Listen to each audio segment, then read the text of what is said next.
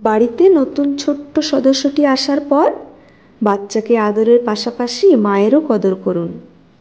আপনার বাড়িতে নতুন অতিথি আসার আনন্দে অতিথি আনার কারিগরটাকে যত্ন করতে বেমালুম ভুলে যাবেন না। নতুন মা প্রথম প্রথম তার বাচ্চাকে কোলে করতে ভয় পায়, কারণ সে অনভ্যস্ত এবং তার পেটের অপারেশন অংশের দীর্ঘকালীন মারাত্মক ব্যথা। এটাকে ইস্যু করে তাকে আদুরি বা অকর্মণ্য তকমা না দিয়ে নিজে তাকে শিখিয়ে পড়িয়ে নিন। বিশ্বাস করুন, আপনার এতে বিশেষ ক্ষতি কিছু হবে না। নতুন মায়ের প্রথম প্রথম বাচ্চাকে খাওয়াতে, ঢেকুর তোলাতে, স্নান করাতে বা শোয়াতে গিয়ে কিছু ভুলভ্রান্তি হতে পারে, কারণ সে অনভিজ্ঞ।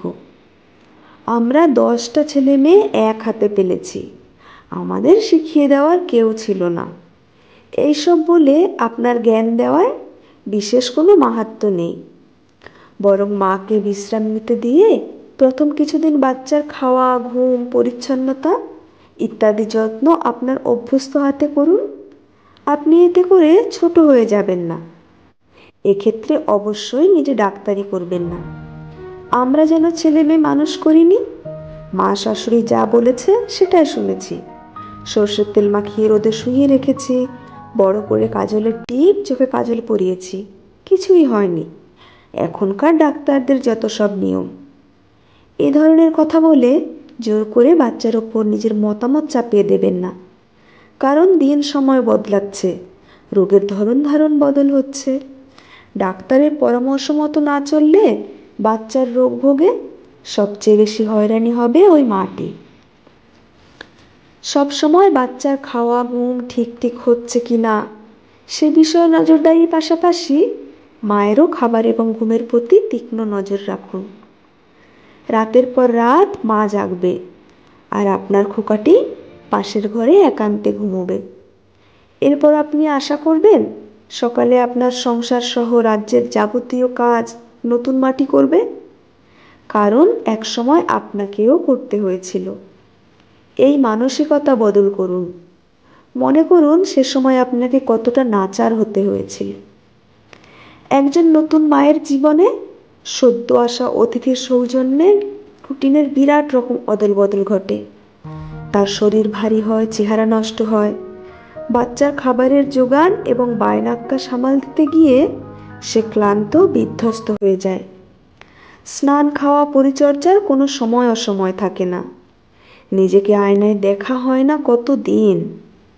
রাতের পর রাত না ঘুমিয়ে তার মাথার 2 পাশ সারাদিন ভারী হয়ে থাকে, চুল পাতলা হয়, আগের পোশাক আশাক শরীরে আটে না, চোখের নিচে গাঢ় ডার্ক সার্কেল পড়ে।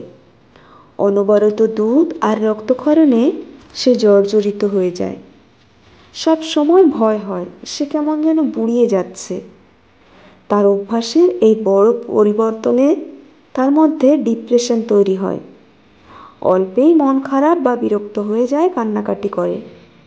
এ অবস্থায় আপনি শাশুড়ি না হয়ে মায়ের মতো পাশে থাকুন।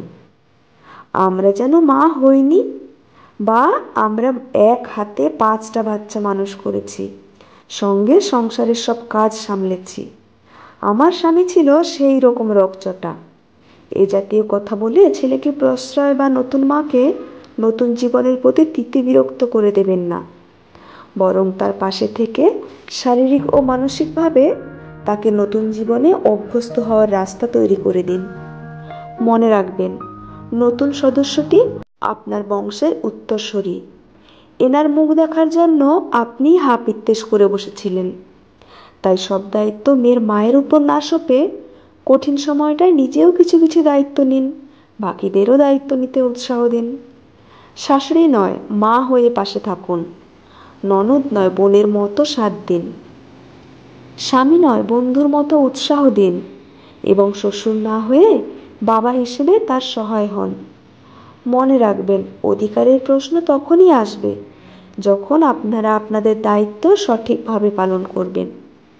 তাই নতুন সদস্যের আগমনকে আরও সুন্দর ও উপভোগ্য করে তোলার জন্য হবু মা এবং নতুন মায়ের যত্ন নিন।